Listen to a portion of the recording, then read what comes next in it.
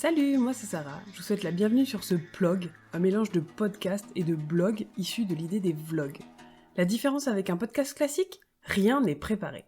Je m'apprête à vous parler pendant 12 minutes, qui est selon moi le temps idéal puisque c'est la durée de mon trajet maison-boulot. L'objectif, tenir un carnet de bord de ma thèse et j'espère réhumaniser les doctorants car oui, même après Bac+5, on reste des humains. Bonne écoute! L'objectif de cet épisode est d'essayer de vous expliquer ce qu'est une thèse. Il y a plusieurs personnes sur Instagram, notamment dans mes étudiants, mes apprenants, qui m'ont dit « Ouais, mais alors une thèse, c'est quoi ?» Dans mon intro, je parle de Bac+5 parce qu'en effet, la thèse, c'est ce qui va du Bac+5 au Bac+8. Alors là, évidemment, on se dit que c'est vraiment pour les têtes. Et pourtant, pour ceux qui sont allés jusqu'à Bac+4 ou 5, en gros, une thèse, c'est un énorme mémoire. Mais bon, si vous n'y êtes pas encore, comment je vais vous expliquer ça ? C'est comme une espèce d'énorme disserte ? Non, je peux faire mieux. On dit souvent qu'une thèse est un travail scientifique, et c'est vraiment ça l'intérêt du truc. Je vais vous prendre un exemple tout bête. Un scientifique qui va s'intéresser aux couleurs. Il voit qu'il y a du bleu qui existe et du jaune, et il va se demander qu'est-ce qui se passe quand on mélange le bleu et le jaune. Parce que ouais, en fait, la base d'une thèse, c'est une question toute conne, comme ça. Du coup, le gars peut utiliser plusieurs méthodes, mais on va partir sur la méthode hypothético-déductive. Pas de panique, ça veut juste dire qu'en fait, on crée des hypothèses, on imagine des réponses à la question, et après, on va aller les vérifier. Par exemple, j'imagine que bleu plus jaune, ça donne violet. C'est ma première hypothèse. J'imagine que bleu plus jaune, ça donne vert. Deuxième hypothèse.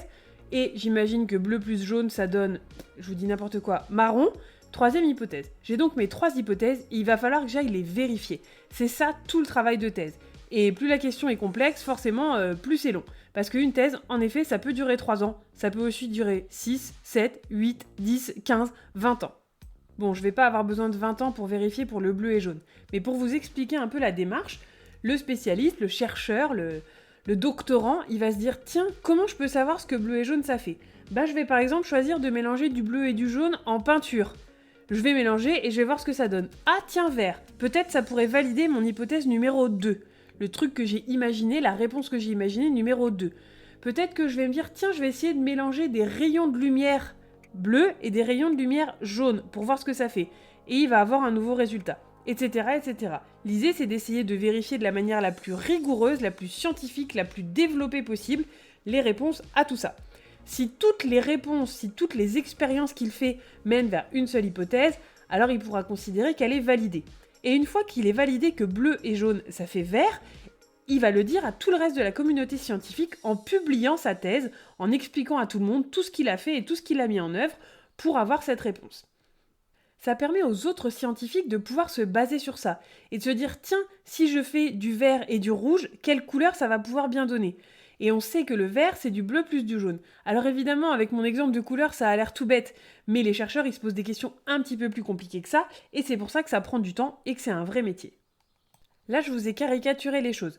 Mais en fait, ce qui est censé se passer, c'est que le chercheur va commencer à chercher toutes les informations qui existent déjà, qui ont déjà été émises par d'autres chercheurs sur le bleu et le jaune par exemple. En tout cas sur ces concepts, sur ces idées de départ.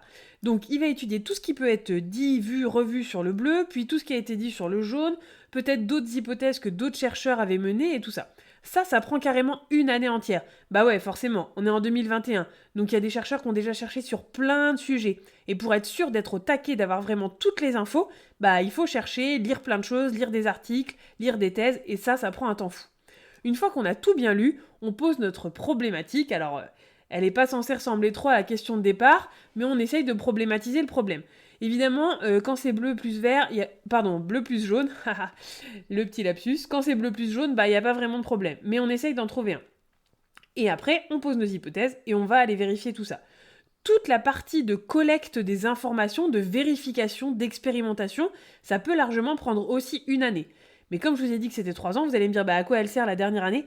À rédiger. Parce qu'en fait, il faut expliquer toute la démarche, toutes les questions qu'on s'est posées, toutes les réflexions qu'on a pu avoir, comment on s'est organisé, vraiment l'intégralité de ce qui a été fait. Alors vous imaginez bien que pour résumer tout ce qui a été fait pendant 2 ans par une personne, ça prend encore 1 an pour le rédiger. Et donc ça, c'est ce qui se passe généralement sur la fin. Et puis, pour être sûr que toute la communauté scientifique puisse accéder à tout ça, on fait une soutenance de thèse. Ça fonctionne un peu comme la soutenance du mémoire. L'idée, ça va être à l'oral de passer devant une espèce de jury. Et c'est le jury qui va décider si tout ce qu'on a fait comme travail est suffisamment rigoureux, scientifique et expliqué. Bon, clairement, le jour de la soutenance de thèse, tu joues ta vie, quoi, hein, faut être clair. Mais normalement, t'es à peu près prêt, puisque ça fait 3 ans que tu travailles sur ton sujet, ça devrait bien se passer. Comme vous pouvez le constater, je suis plutôt à l'aise à l'oral, donc c'est pas la soutenance qui m'inquiète le plus. Et une fois ces 3 ans passés, qu'est-ce qu'on fait ? Ben, il y a plusieurs options. Certains deviennent enseignants-chercheurs, c'est-à-dire qu'en fait, ils continuent à faire des recherches comme ça, mais aussi à donner des cours à l'université, essayer aussi d'encadrer des travaux de mémoire, voire un jour des travaux de thèse. Je caricature un peu, mais c'est quand même un peu l'idée. Mais des fois, certaines personnes n'ont pas du tout envie d'être enseignant-chercheur. Et moi, par exemple, pour l'instant en tout cas, c'est pas trop ce vers quoi je me destine. J'aimerais plutôt rester dans une entreprise comme celle dans laquelle je travaille, qui est un organisme de formation, pour essayer d'améliorer les choses et d'utiliser mes recherches pour améliorer tout ce qui se passe dans mon entreprise. Bon, je vous cache pas qu'à Bac+8, j'espère aussi que j'aurai une petite augmentation de salaire. Mais bon, ça on en reparle dans 3 ans. Pourquoi on fait une thèse ? Bah en fait, ça dépend. Il y en a, ils peuvent plus s'empêcher de faire des études, il y en a, ils adorent ça, la recherche. Bah perso, c'est un peu ça. Quand les gens me demandent pourquoi je fais une thèse, ma première réponse c'est toujours « Bah j'ai envie en fait, ça me fait kiffer ». Bon, je me dis que c'est une bonne réponse et que probablement il y aura des moments où ça me fera beaucoup moins kiffer, surtout quand je vais manquer des centaines et des centaines et des centaines de lectures en français et en anglais. Là, j'aurai peut-être une baisse de morale, mais bon, on saura ça dans un prochain épisode. Du coup, je suis en train de réfléchir à ma question de départ. En fait, mon idée, c'est de travailler sur l'innovation pédagogique. Alors c'est un vaste programme, c'est un vaste mot, d'ailleurs je suis même pas sûre de garder ce mot d'innovation, je suis pas sûre qu'il me plaise, mais en tout cas c'est ce que je suis censée mettre en place dans mon travail. Je mets en place des expérimentations d'innovation pédagogique, donc en fait des méthodes, des activités pédagogiques qui ne sont pas encore en place dans l'établissement où je travaille, pour essayer de voir si ça fonctionne ou pas. Et mon idée, c'est de se demander comment on fait pour intégrer cette innovation pédagogique dans des organismes de formation comme le mien, qui est un CFA donc, qui est un centre de formation d'apprentis, où les personnes sont en apprentissage, c'est-à-dire qu'elles passent du temps à la fois à l'école, mais aussi en entreprise. Évidemment, l'idée c'est que mes travaux de recherche servent à mon entreprise, à mon organisme de formation, mais ils seront partagés aussi à d'autres organismes de formation. Donc peut-être je vais me servir aussi d'autres organismes de formation, de la région, de la France, voire peut-être à l'international, c'est ce qu'aimerait ma directrice de thèse, mais c'est pas encore tout à fait près dans ma tête, pour essayer de voir comment on peut intégrer de l'innovation pédagogique dans un CFA, en tout cas avec des apprenants qui sont en apprentissage.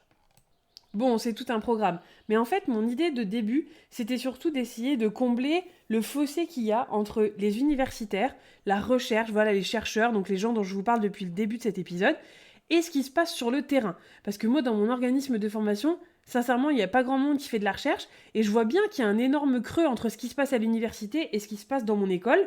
Donc j'aimerais bien essayer de remplir ce creux avec toutes les connaissances nouvelles que je peux être amenée à créer, parce que oui, l'objectif d'une thèse, c'est aussi de créer des nouvelles connaissances, des nouveaux savoirs, d'interroger des choses qui sont existantes ou pas encore, d'essayer d'anticiper ce qui peut se passer, bref, c'est super intéressant. Je vous parlais tout à l'heure des couleurs, en fait des thèses il en existe dans des tonnes et des tonnes de domaines. Donc moi je vais travailler dans ce qu'on appelle les sciences de l'éducation et de la formation. Ça en jette, hein. Bon, en gros sur tout ce qui concerne la formation, la pédagogie, l'apprentissage, tout ça. Mais il y a des thèses dans tous les domaines, donc il y a ce qu'on appelle les sciences dures, donc vraiment les maths, la physique, la biologie, la médecine, etc. Et après, nous on est plutôt dans le domaine des sciences humaines et sociales, donc qui sont plus vastes, avec la sociologie, la psychologie, la philosophie, enfin bref, c'est assez large, et donc voilà, ça permet d'avoir des thèses dans tous les domaines, et c'est trop génial de découvrir qu'il existe autant de thèses, autant de personnes qui s'intéressent en profondeur à des sujets vraiment souvent très pointus, et qui permettent vraiment de faire avancer la connaissance, de faire avancer un peu le monde, mine de rien. Alors ouais, c'est une toute petite brique, mais toutes les petites briques de tous les différents chercheurs, ça permet de faire un joli mur de la connaissance, et ça, je trouve ça vraiment trop cool. Vous vous demandez peut-être, mais qui c'est qui paye tout ça ? Parce que ouais, forcément, une personne qui est pendant 3 ans en train de travailler sur une thèse, elle fait pas de la production opérationnelle. On oppose souvent un peu l'opérationnel et la recherche, mais c'est un peu l'idée quand même. Bah, qui c'est qui paye? Bah, par exemple, pour moi, c'est mon entreprise, mon organisme de formation, qui a décidé de soutenir mon projet. D'ailleurs, je pourrais jamais les en remercier suffisamment. Mais des fois, ça peut être la région qui propose des offres. Il peut y avoir des entreprises aussi qui proposent des offres de thèse. Moi, j'ai choisi mon propre sujet. C'est vraiment une chance parce que certaines personnes, en fait, répondent à une demande. Ils reçoivent, voilà, il y a quelqu'un qui dit, moi, j'ai envie que quelqu'un travaille, qui est un doctorant ou un thésard qui travaille sur tel sujet. Et donc, la personne répond, bah ouais, moi, je veux bien et je suis la bonne personne parce que, un peu comme dans une offre d'emploi. Donc, moi, j'ai la chance de choisir mon sujet. J'ai un financement qui est extérieur. Donc ça c'est vraiment cool parce qu'en théorie, je ne vais devoir des comptes qu'à mon employeur et on est super en phase, en fait, on est vraiment sur la même longueur d'onde sur ce que sera la thèse. Donc pour l'instant, je vois pas trop de contraintes et ça c'est vraiment cool. Et puis en plus de ça, je vais avoir un petit partenariat si tout va bien, je vous en parlerai dans un épisode à venir. Bon, en gros, vous me voyez venir, ce que j'aimerais bien, c'est étudier le truc, devenir un peu un expert de l'innovation pédagogique, pour un jour peut-être, par exemple, viser un poste de direction pédagogique ou des choses comme ça, où on a vraiment une espèce de vision d'ensemble sur tout ce qui se passe dans un énorme organisme de formation. Je me vois pas trop à l'université pour l'instant, mais bon, qui sait. Voilà, j'espère que cet épisode vous a plu, que vous en savez un peu plus sur la thèse, et que de toute façon vous allez en savoir toujours un peu plus avec les épisodes qui vont venir. Je vais essayer d'en sortir un tous les 10 jours maximum. N'hésitez pas à me dire s'il y a des mots ou des sujets que vous n'avez pas compris, qui sont pas clairs. Peut-être que j'ai un peu un jargon sans m'en rendre compte. C'est aussi important pour le doctorant de savoir vulgariser, de savoir expliquer ce qu'il fait. Donc c'est vraiment super important pour moi que vous puissiez me dire si les choses sont claires ou pas. À bientôt!